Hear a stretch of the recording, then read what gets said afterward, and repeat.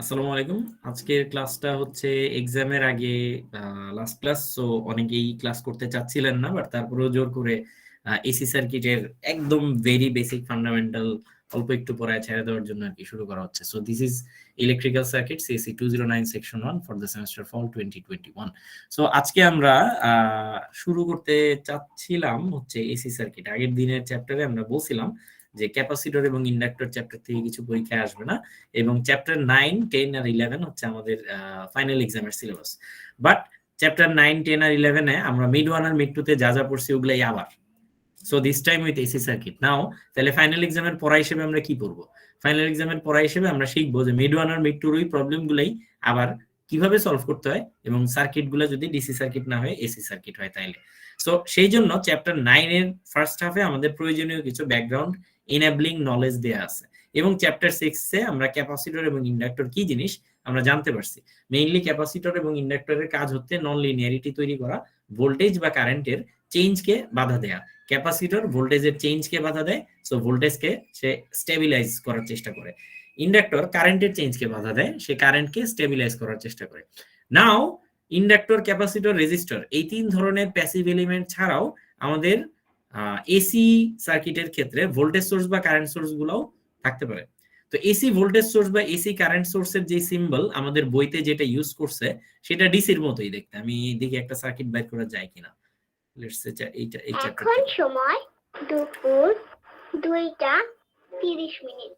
You can see that this voltage, the symbol of this voltage source is just like DC source. কিন্তু এই জিনিসটা আপনারা একটু মাথায় রাখেন যে বিভিন্ন বইতে এই নোটেশনটাকে ডিফারেন্ট ডিফারেন্ট ভাবে ইউজ করে। ফর এক্সাম্পল এইটাকে আমরা বলতেছি ডিসি সোর্স, আবার এই বইতে আমাদের বইতে এটাকে এসি সোর্সও বলতেছে। ডিসি আর এসি কিভাবে বুঝবো? যদি ডিসির এটার পাশে ভ্যালু লেখা থাকে সাম কনস্ট্যান্ট, লেটস সে দুইটাই ভোল্টেজ সোর্স, বাট এটার পাশে লেখা আছে লেটস সে 7 ভোল্ট, তাহলে এটা হচ্ছে ডিসি। কিন্তু যদি এটার পাশে ভ্যালুটা লেখা থাকে যে 20 cos ওমেগা টি, তাহলে এটা এসি। কিংবা 5 অ্যাঙ্গেল 75 ডিগ্রি, তাহলেও সেটা এসি। কিংবা let's say 2 e to the power x t, তাহলেও সেটা এসি। সো তার মানে আমরা বুঝতেছি যে এসির ভ্যালুগুলা টাইমের সাথে সাথে পরিবর্তিত হয়, সময়ের সাথে সাথে পরিবর্তিত হয়, এবং এইটার নোটেশন গুলা লেখার বিভিন্ন ধরনের নিয়ম আছে। সো দ্যাট ইজ ওয়াই, যেহেতু এই ভ্যালুগুলা টাইমের সাথে সাথে পরিবর্তিত হয়, you see that everywhere there is a time, T component is there, T component is there. যদিও এটার মধ্যে টি কম্পোনেন্টটা দেখা যাচ্ছে না, বাট এটার মধ্যে আসলে টি কম্পোনেন্ট আছে, আমার কথা আপাতত বিশ্বাস করেন। সো সবগুলো আসলে time dependent quantity. So that's why voltage সোর্সের বা কারেন্ট সোর্সের ভ্যালুগুলা দেখবেন একটা টাইমের রেসপেক্টে লেখা আছে। So some formula should be given over there, সেটার মধ্যে টাইম থাকবে। খেয়াল করে দেখেন টি আছে। কেন টি আছে? কারণ সময়ের সাথে সাথে এসি সার্কিটের ভ্যালুগুলা পরিবর্তিত হয়। আপনাদের যদি মনে থেকে থাকে যে ডিসি আর এসির মধ্যে তফাৎ হচ্ছে, ডিসি দিক পরিবর্তন করে না, এসি দিক পরিবর্তন করে। এসি সার্কিটের যে এসি ভোল্টেজ সোর্সের যে সিম্বল আছে, that is also like something like এরকম, ভিতরে একটা সাইনোসয়েডাল একটা জিনিসপত্র দেওয়া। So these are all symbols for AC voltage source. আর এসি কারেন্ট সোর্সের ডিরেকশন তো যেরকম ছিল সেরকমই।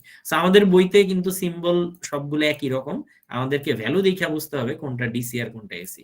And also for the notations as well. এখন থেকে এই বিয়ন্ড দিস ক্লাস, মানে বিয়ন্ড ফাইনাল, মানে মিড টু ফাইনাল এক্সাম থেকে আমরা যদি শুধুমাত্র ছোট হাতের ভি লিখি, তাহলে আমরা বুঝবো দিস ইজ ডিসি। ঠিক আছে? যদি ক্যাপিটাল ভি লিখি তাহলে বুঝবো দিস ইজ এসি। আবার যদি ছোট হাতের ভি লিখে উইদিন ব্র্যাকেট টি লিখি, তাইলেও সেটা বলবো এসি।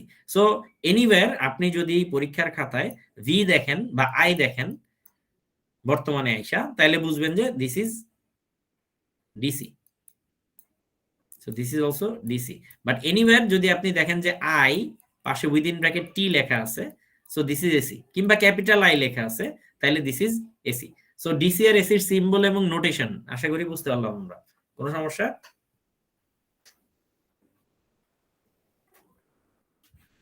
হোপফুলি না। লাইনে আছে কি? শুনতে পাচ্ছেন? জি স্যার, শুনতে পাচ্ছি। ওকে। সো এই পর্যন্ত আশা করি কারো কোনো সমস্যা নেই। আচ্ছা, দ্বিতীয় কনসেপ্ট, প্রথমটা গেল। এসি এবং ডিসি সাধারণত তৈরি করতে হইলে আপনাকে কোন একটা সোর্স লাগবে, এনার্জির সোর্স লাগবে। এখন ডিসি তো আমরা বলছি কেমিস্ট্রি দিয়ে তৈরি করতে হয়, ভোল্টেজ তৈরি করার জন্য ব্যাটারি লাগে, ব্যাটারি বানানোর জন্য ভিতরে কেমিস্ট্রি লাগে, কোন একটা কিছু জিঙ্ক, কপার ইত্যাদি ইত্যাদি হাবিজাবি হয়। এসি কেমনে বানায়? AC is the natural form of electricity, natural form of electrical energy. AC তৈরি করতে হইলে, এসি ইলেকট্রিসিটি তৈরি করতে হইলে আপনাকে তিনটা জিনিস লাগবে। একটা জিনিস হচ্ছে একটা তার, একটা ম্যাগনেটিক ফিল্ড, এবং তার এবং ম্যাগনেটিক ফিল্ডের মধ্যে relative motion. So let me show you.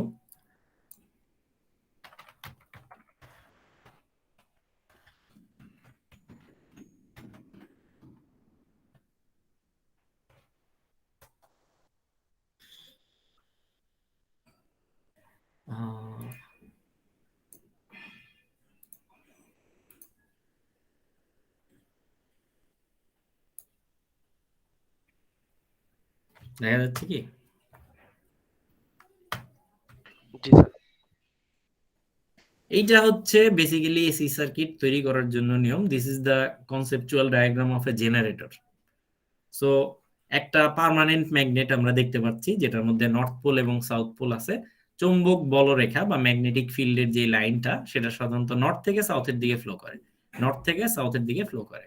So north থেকে ম্যাগনেটিক ফ্লাক্স সাউথের দিকে ফ্লো করতেছে। This is A magnetic circuit, north থেকে সাউথের দিকে ফ্লাক্স ফ্লো করে। আচ্ছা, ম্যাগনেটিক সার্কিটের ভিতরে ঘুরতেছে, দেখেন একটা তার, দেখছেন? যেই তার দিয়ে ঢুকতেছে, সেই তারটা যখন ঘোরার সময় ম্যাগনেটিক ফ্লাক্সকে কিন্তু কাটতেছে, কাট করে করে ক্রস করে করে কিন্তু যাইতেছে। সো এই ক্রস করার সময় ফ্লেমিং এর ডান হস্ত নিয়ম বা রাইট হ্যান্ড রুল অনুসারে আপনি খেয়াল করে দেখেন, এই যে সবুজ সবুজ বলগুলো দেখা যাচ্ছে, এই বলগুলো হচ্ছে ইলেকট্রন। চিন্তা করেন এক একটা, এই ম্যাগনেটিক ফিল্ডের প্রভাবে এই ইলেকট্রন গুলা কখনো একদিকে যাচ্ছে, আবার কখনো অন্য দিকে যাচ্ছে। দেখছেন ইলেকট্রনের দিক পরিবর্তন হইতেছে বারবার, একবার এদিকে আবার এদিকে।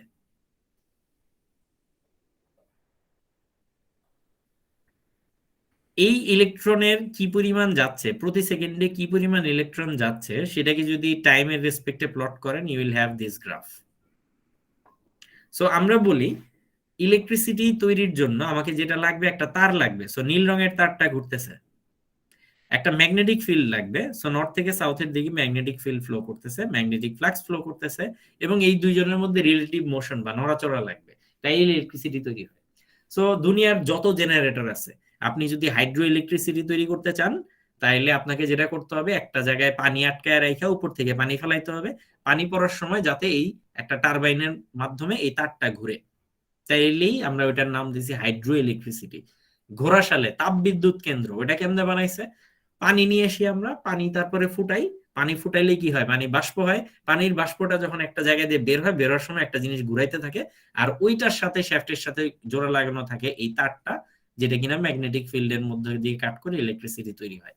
অনেকে বলতে পারে স্যার নিউক্লিয়ার পাওয়ার, এটাও কি এমনি তৈরি করে? জি, নিউক্লিয়ার পাওয়ার কিছুই না, পানি ফোটানোর কাজে যেই তাপ দরকার হবে সেটা নিউক্লিয়ার এনার্জি থেকে আসে। তারপরে সেই পানি ফোটানোর পর সেই বাষ্পটাকে আমরা যেটার মধ্যে দিয়ে পাস করব, সেটা যাওয়ার পথে একটা জিনিসকে ঘুরাবে, আর যেইটাই ঘুরবে, যেটাকেই ঘুরাবে সেটার সাথে এই তারটা জোড়া লাগানো থাকবে, এই তারটাও এটার সাথে সাথে ঘুরবে। তো এই ঘুরানোর কাজে যেই আমার শক্তিটা খরচ হইতেছে, সেটাই আমি ইলেকট্রিসিটি আকারে এখানে পাচ্ছি। This is how energy is being converted from mechanical energy to electrical energy, এরকম। সো মেকানিক্যাল বা বল, যেটাকে বলা হয় বল বা ফোর্স, মেকানিক্যাল ফোর্স কিভাবে ইলেকট্রিক্যাল এনার্জিতে কনভার্ট হচ্ছে, দিস ইজ দ্য। এখন কথা হলো যে যদি এই রোটেশনটা পারফেক্টলি সার্কুলার না হয়, তাহলে কি হবে? তাইলে আমরা এই ধরনের পিওর সাইনোসয়েডাল পাবো না। আপনি যদি সিম্পল একটা তার নিয়ে এটাকে সিম্পলি এভাবে নাড়াচাড়া করান, তাইলে আপনি একদম পিওর সাইনোসয়েডাল পাবেন না। সো এই পিওর সাইনোসয়েডাল পাইতে হলে আপনাকে এই জিনিসটাকে একদম পারফেক্টলি রোটেশনাল মোশন হইতে হবে। So this is how electrical energy is generated normally. প্রত্যেকটা সময় ইলেকট্রিক্যাল এনার্জি এইভাবেই জেনারেট করা হয়। সো এটা একটা conceptual diagram of hydro electricity.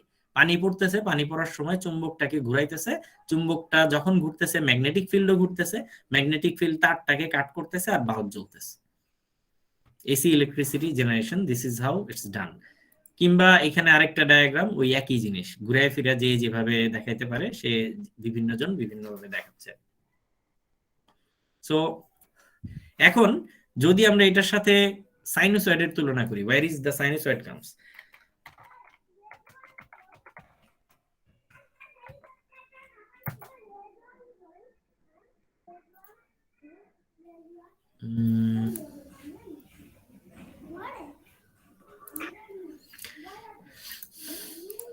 খেয়াল করে দেখেন, এই ছবিটা দেখেন, অনেক কথাই বলবো, but a picture is worth 1000 words. In this case this is not a picture, this is A video.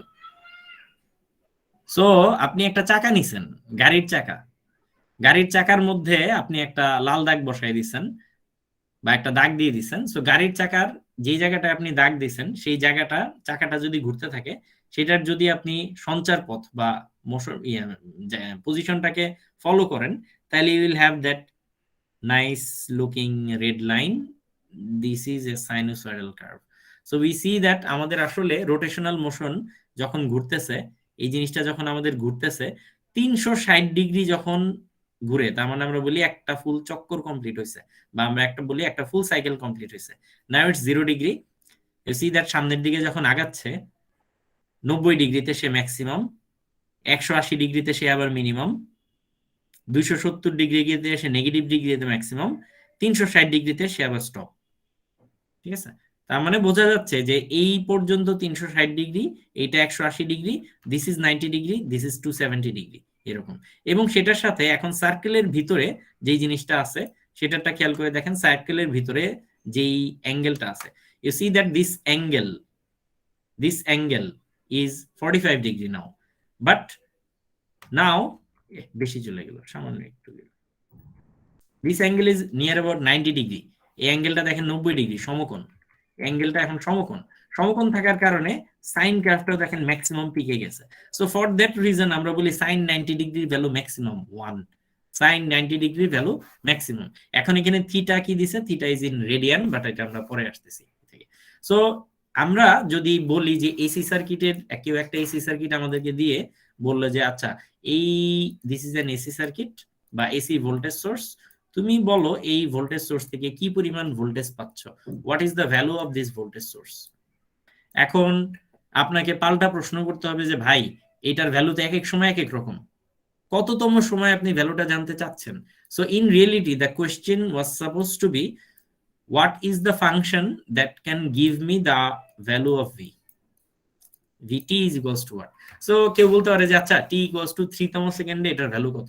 তাইলে আপনার হাতে যদি একটা গ্রাফ থাকে এরকম, সো লেটস সে আমরা গ্রাফটা ড্র করি অন্য একটা জায়গায়। সো লেটস সে আপনাকে ভোল্টেজ দিয়ে দিছে হচ্ছে 5 sin 1t এরকম। তাহলে এখন আপনাকে বললো যে ভাই এটা হচ্ছে আমার সূত্র, তাহলে টি তম সেকেন্ডে এটার ভ্যালু কত। তাহলে টি তম সেকেন্ডে টি এর ভ্যালু 3 বসাই দিলেই তাহলে সেটা বের হয়ে যাওয়া উচিত। তাহলে টি তম সেকেন্ডে এটার ভ্যালু, টি এর ভ্যালু হচ্ছে 3, তাহলে আমরা পরেরটার মধ্যে লিখে দিতে পারি টি এর ভ্যালু ইজ 3, টি এর ভ্যালু ইজ 3। তাহলে টি এর ভ্যালু যদি এখানে 3 বসায় দেন, তাহলে এখানে যদি তো এখানে যদি টি এর ভ্যালু 1 মাল্টিপ্লাইড বাই টি এর ভ্যালু 3 বসায় দেওয়া যেতে পারে, তাহলে টি এর value if the value of T is 3, তাহলে sin 3, right, sin omega t, that means sin 3, this has some distinct value। ক্যালকুলেটরে sin 3 লিখলে আপনি একটা ভ্যালু পাবেন, সেই ভ্যালুটার সাথে 5 গুণ করলে যত হয় তত ভোল্ট। কেউ যদি বলে 4তম সেকেন্ডে ভোল্টেজ কত, 4তম সেকেন্ডে হচ্ছে sin 4, 5তম সেকেন্ডে কত sin 5। মোট কথা টি এর বদলে 1 2 3 4 5 যত বলবে তততম সেকেন্ডের ভ্যালুটা আপনি টি এর ভ্যালু কত তত বসাই দিলেই পাচ্ছেন। So instead of mentioning all the values, আমরা যেটা করতে পারি সবগুলা ভ্যালু মেনশন না করে আমরা একটা গ্রাফ দিয়ে দিতে পারি তাকে, যে ভাই এই গ্রাফ থেকে দেখে নেন যে আপনার কততম সেকেন্ডে লাগবে। সে বলল আমার 7.5তম সেকেন্ডে 7.5তম সেকেন্ডে ভোল্টেজ কত ছিল সেটা সে জানতে চায়। তার মানে দিস ইজ ভি 7.5। তার মানে আমি গ্রাফের মধ্যে দেখবো 7.5 কোথায়, মনে করি 7.5 এইখানে, তাহলে এটা যদি 7.5 হয়, আমি দেখবো ভি এর ভ্যালু এখানে কত আসছে, যত আসছে that would be the value of my V. এখন এই পুরা গ্রাফটা দিয়ে দেওয়ার চাইতে আমি যদি তাকে গ্রাফটা না দিয়ে আমি যদি একটা ফর্মুলা দিয়ে দিই, তাহলেও কিন্তু সে সেম আনসারটা দিতে পারে। Instead of giving him the graph, why don't you give him the formula that Vt is equals to, let's say Vt is equals to 5 sin, মনে করি ওমেগার ভ্যালু 1, ওমেগা টি সামথিং। তো ওমেগার ভ্যালু যদি আমরা 1 দেই for the sake of simplicity, let's keep the value of 1। So এখন আপনাকে বলে দিতে পারে যে হ্যাঁ, এই ফর্মুলা দিয়ে আপনি যে কোনো সময় ভোল্টেজের ভ্যালু বাইর করে নিতে পারেন। কেউ যদি বলে যে 100তম সেকেন্ডে ভোল্টেজের ভ্যালু কত, we will find V100. So V100 should be 5 sin 1 into 100 is 100. So 5 sin 100. ক্যালকুলেটরে sin 100 এর ভ্যালু পাবেন, যত আসবে তত। একক কত? একক হচ্ছে ভোল্ট। তাহলে ডিসি আর এসি লেখার বেসিক নোটেশনটার ডিফারেন্সটা বুঝতে পারছেন? যেহেতু ডিসির ভ্যালু এক এক সময় এক এক রকম, তাই আমরা সূত্রটা দিয়ে দিব কোন সূত্র ফলো করলে ডিসির আসল ভ্যালুটা, সরি এসির ভ্যালু বলতেছি, যেহেতু এসির ভ্যালু এক এক সময় এক এক রকম, তার মানে কোন ফর্মুলাটা দিয়ে দিলে আমরা ওই পার্টিকুলার এসি কারেন্টের ভ্যালুটা ওই সময়ের জন্য পেয়ে যাব, সেই ফর্মুলাটাকে আমরা বলতেছি এসি ভোল্টেজ বা কারেন্টের ভ্যালু। আমরা এসি ভোল্টেজ বা কারেন্টের ক্ষেত্রে ডিরেক্ট কোনো কনস্ট্যান্ট মেনশন করি না, যেহেতু এসি ভোল্টেজ বা কারেন্ট সময়ের সাথে সাথে তার ভ্যালুটা পরিবর্তন হয়। যেহেতু তার ভ্যালুটা বারবার পরিবর্তন হচ্ছে, we mention it with respect to A graph, একটা গ্রাফ দিয়ে বা একটা ফর্মুলা দিয়ে। সেই গ্রাফটা যদি আমরা এই যে desmos.com একটা ওয়েবসাইট আছে, এখানে যদি আপনি ফর্মুলাটা দিয়ে দেন, it will draw the graph. So এখন এখানে আপনি ধরে ধরে চেক করতে পারেন যে আচ্ছা 3তম সেকেন্ডে কত, তাহলে আমরা দেখি 3তম সেকেন্ডে ভ্যালুটা কত, 2.9 3.04। এখান থেকে এভাবে আর কি বের করা যাবে 3তম সেকেন্ডের ভ্যালুটা কত, ইত্যাদি ইত্যাদি। সো অথবা এখানে সিম্পলি sin 3 বসাই দিয়ে যত তত আমরা পেয়ে যাব। তাহলে ভোল্টেজ আর কারেন্ট গুলা দেখার জন্য কিন্তু আমাদের জিনিসগুলা এই ওয়েবসাইটটা could be useful. Now the thing is, এখানে আমরা দেখতেছি যে এই গ্রাফের শেষ কোথায়? শেষ তো নাই। সারা জীবন জুম করে আমরা যদি যাইতেই থাকি, দের ইজ নো এন্ড। বাম দিকে যদি যেতে থাকেন কোনো শেষ নাই, যেতেই থাকবে। তাইলে আমরা কয়টা জিনিস অ্যানালাইসিস করব? এই সারা জীবন ধরে কি এটাই করতে থাকবো? উত্তর হচ্ছে না। ফাংশনগুলো আমরা দেখবো যে ফাংশনগুলো পিরিয়ডিক ফাংশন মানে কি? পিরিয়ডিক ফাংশন মানে হচ্ছে একই জিনিস রিপিট হয়, বারবার রিপিট হয়। খেয়াল করে দেখেন, এই ফাংশনটাকে যদি আমরা নিয়ে যাই,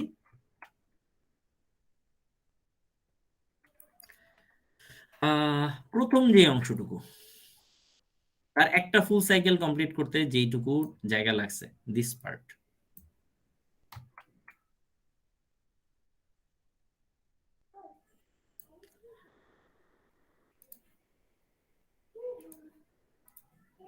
দাগানো তো কঠিন হয়ে যাবে, তো অন্য জিনিস, আমি নতুন পেইন্টে এখন অভ্যস্ত না। সো দিস পার্ট, খেয়াল করে দেখেন, এই পার্টটুকু যদি আপনি কপি করে নিয়ে যান, পরের পার্টটুকুর কিন্তু উপরে ওভারল্যাপ করে। খেয়াল করে দেখেন, এই পার্টটুকু যা, তার আগের টুকুও কিন্তু তাই। এই উইন্ডোর মধ্যে যা ফিট করতেছে সেটাই কিন্তু পরের টুকু, কিংবা তারপরের টুকু, কিংবা তারপরের টুকু, কিংবা যদি বাম দিকে এক্সটেন্ড করেন, এইটুকু, তার কপি যেতেই থাকবে। তাহলে আমার এত হাজার হাজার অ্যানালাইসিস না করে আমি যদি একটারই অ্যানালাইসিস করি, রেস্ট অফ দ্য পার্ট আমি বলে দিতে পারি বাদ বাকিগুলো একই রকম, ভাই এটাও আগের মতোই, এবং এই পাশে যে অংশটুকু থাকবে লেফট সাইডে, এইটাও আগের মতোই। তাহলে আমার এত হাজার হাজার অ্যানালাইসিস করার দরকার নেই, আমরা সিম্পল একটা পিরিয়ডকে অ্যানালাইসিস করব। সো একটা পিরিয়ড মানে হচ্ছে একটা ফুল সাইকেল কমপ্লিট করতে সাইন রিসার্চটার যেতটুকু সময় লাগে। সো এক সাইকেল যদি আমি সামহাও তার ক্যারেক্টারিস্টিক্স বা গুণাবলী বের করতে পারি, আমি সিম্পলি বাদ বাকিগুলা এটার সাথে কপি করে আমি রেস্ট অফ দ্য পার্ট আমি রিজেনারেট করতে পারি, কিংবা লেফট হ্যান্ড সাইডে যদি দরকার হয় আমরা একইভাবে এটাকে রিজেনারেট করতে পারি। নাও উই সি দ্যাট আমাদের আসলে তাহলে সবগুলি অ্যানালাইসিস করার প্রয়োজন নাই। আমাদের স্টাডি করার জন্য মাঝখানে যে কোনো একটা সাইকেল স্টাডি করলেই কিন্তু আমাদের কাজ হয়ে যাচ্ছে। So this is the biggest advantage of AC circuit, that আমাদের এসি সার্কিট গুলা যেহেতু ভোল্টেজ বা কারেন্ট গুলা পিরিয়ডিক ফাংশন, সো এন্টায়ার সার্কিটের ডিউরেশন আমাদের অ্যানালাইসিস করার দরকার নাই, বরং আমরা দেখবো একটা ফুল পিরিয়ড কতটুকু, এতটুকু, তাহলে এইটুকু জায়গাকে আমরা অ্যানালাইসিস করব। এটা কি বুঝতে পারছেন এই কনসেপ্টটুকু? সো জি স্যার। পিরিয়ডিক ফাংশন যখন থাকবে এন্টায়ার সার্কিট অ্যানালাইসিসের প্রয়োজন নাই, তখন শুধুমাত্র একটা ফুল সাইকেল আমরা কমপ্লিট করব। Now let's have a look at HSC এর ফিজিক্স দিয়ে আমরা আজকে ক্লাস শেষ করব। একটা পিরিয়ডিক ফাংশন যদি দেয়া থাকে, say this is a sinusoid function, sinusoid যদি ফাংশন দেয়া থাকে তাহলে কোনটাকে কি কি জিনিস বলে। সো যে কোনো একটা সাইনুসয়েড লেখার জন্য স্পেসিফিক ফরম্যাট হচ্ছে এটা। আবারও বলতেছি, সাইনুসয়েড মানে হচ্ছে এখন এসি বা ভোল্টেজ বা কারেন্ট। এসি ভোল্টেজ বা কারেন্ট গুলাকে আমরা যেহেতু সাইন ফাংশন দিয়ে এক্সপ্রেস করব বা কোসাইন কস ফাংশন দিয়ে এক্সপ্রেস করব, সাইন বা কজ আসলে একই function, 90 degree shifted version of the সাইনকে আমরা বলি কোসাইন বা কজ। এনিওয়ে, সাইন বা কজ আমরা এগুলোকে সবগুলোকে বলি সাইনুসয়েড। এবং ভোল্টেজ এবং কারেন্ট এগুলো যেহেতু এসি কোয়ান্টিটি, এবং আমরা দেখতেছি একটু আগেই দেখলাম যে ন্যাচারালি ভোল্টেজ বা কারেন্ট যখন প্রডিউস হয় তখন সেটা আসলে সাইন ফাংশন ফলো করেই তৈরি হয়। কোথায় জানি দেখলাম, হারাই ফেলছি, এটার মধ্যে এই যে সাইন ফাংশন তৈরি করে এই জিনিসগুলো তৈরি হয়। So that's why AC voltage বা কারেন্টকে রিপ্রেজেন্ট করার জন্য আমরা নরমালি একটা সাইন ফাংশনকে রিপ্রেজেন্ট করি। দ্যাটস ওয়াই আমাদের it is important to know what are the characteristics of a sine function. Sine ফাংশনের ক্যারেক্টারিস্টিক্স দিয়ে আমাদের আজকের ক্লাস শেষ। সো কোন একটা পার্টিকুলার সাইন ফাংশন যদি থাকে দ্যাট লুকস লাইক দিস, এরকম কিছু একটা থাকে, বুঝলাম, ভালো কথা। তো কোন একটা সাইন ফাংশনের ম্যাক্সিমাম যেখানে থাকে, উপরে যে অংশটুকু থাকে, একদম উপরে যতটুকু থাকে, 0 থেকে ওই অংশটুকুকে কি বলে মনে আছে? This is called amplitude. So যদি কোন একটা সাইন ফাংশন থাকে, সেই সাইন ফাংশনের বেশ কিছু প্রপার্টি থাকে। Let's say this is the sine function, ওই জানি। তো this is A sine function. So এই সাইন ফাংশনের বিভিন্ন প্রপার্টি গুলোর দিকে যদি আমরা খেয়াল করি, প্রথমেই আছে হচ্ছে এটার মধ্যে ভিএম পার্টটা। What is that VM part? এই ভিএম পার্টটাকে আমরা বলি it is the amplitude of the sinusoid, বা বাংলায় বলা হয় বিস্তার। This VM is the amplitude of the signal. So VM is called the amplitude. Omega is called the angular frequency. Omega মানে হচ্ছে কৌণিক কম্পাঙ্ক, অ্যাঙ্গুলার ফ্রিকোয়েন্সি এটা কি আমরা একটু পরে বলতেছি। আর ওমেগা টি মানে হচ্ছে সাইনের ইনপুট বা আর্গুমেন্ট, যেই জিনিসটা নেওয়া হয়। Omega T is expressed in degree বা radian. This is an angle, sine 90 degree, sine 45 degree, বা radian, sine pi radian, sine pi by 2 radian, ইত্যাদি ইত্যাদি। সো এখান থেকে হোয়াট ইজ ইম্পর্টেন্ট দ্যাট কোন একটা সাইন ফাংশনের অ্যামপ্লিটিউড মানে হচ্ছে তার 0 থেকে পজিটিভ উপরের দিকে কয় ঘর গেছে? 5 ঘর। তাহলে we will say that the amplitude of this sinusoid is 5। যেহেতু একক ভোল্টেজ, যেহেতু এটা ভোল্ট, তাইলে একক লিখবো হচ্ছে 5 ভোল্ট। সো তার মানে এটার জেনেরিক এক্সপ্রেশন দাঁড়াবে হচ্ছে VT is equals to 5 sin. Now time for omega. What is this omega? ওমেগার জন্য আমরা আবার যদি ওই ফিগারটা দেখি একটু আগে, ওমেগা মানে হচ্ছে 1 সেকেন্ডে কয় ডিগ্রি ঘুরছে। খেয়াল করে দেখেন, সার্কেলের মধ্যে একটা লাঠি ঘুরতেছে, রাইট? যেমন এখন এটা রিভার্স দিকে যাচ্ছে, বাট প্রথম থেকে যদি খেয়াল করে দেখেন 0 ডিগ্রি, 90 ডিগ্রি, লাঠিটা কিন্তু এখন পুরো এক চক্কর কমপ্লিট করছে। So this is 180 degree. So 180 degree তার মানে কি দাঁড়াচ্ছে যে জিনিসটা পুরোপুরি অপোজিট। তার মানে আমরা বলতেছি যে এই পর্যন্ত 180 ডিগ্রি ঘুরতে তার কতটুকু টাইম লাগছে। কিংবা ফুল একটা সাইকেল যদি কমপ্লিট করে তাহলে আমরা বলি 360 ডিগ্রি কমপ্লিট করছে। সো 360 ডিগ্রি কমপ্লিট করার জন্য তার টাইম কত লাগছে। সো এক্স এক্সিস বরাবর যদি এখানে দেখা যাচ্ছে 4, 5, 6, so 6 point something second time লাগছে, 6 পার হয়ে গেছে, 6 পয়েন্ট সামথিং টাইম লাগছে। তাহলে যতটুকু সময় লাগে একটা ফুল সাইকেল কমপ্লিট করার জন্য তাকে আমরা বলি তার পিরিয়ড বা পর্যায়কাল। ফর এক্সাম্পল, আমরা যেই গ্রাফটা এখানে নিছি, can somebody tell me that what is the period for this? আমি আরেকটু 6 এর থেকে একটু বেশি। হ্যাঁ, এই 6 এর থেকে একটু বেশি, 2 into pi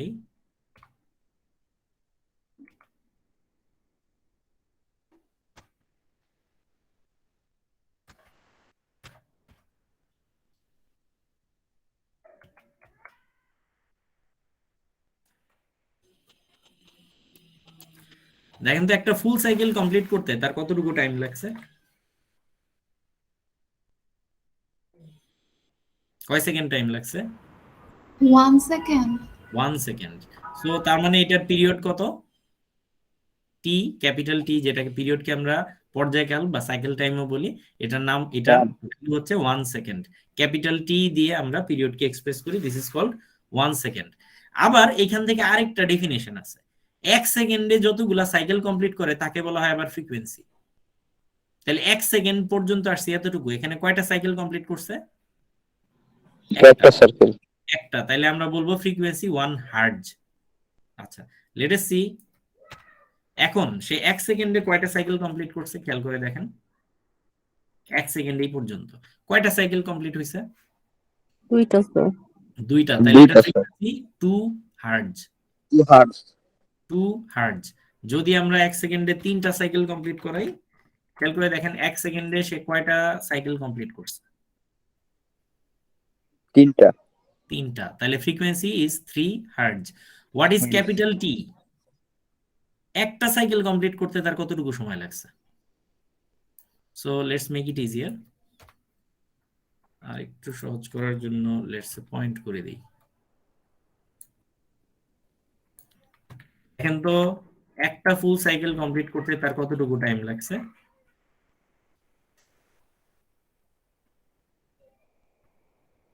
একটা ফুল সাইকেল কমপ্লিট করতে তার 0.25 হার্টজ।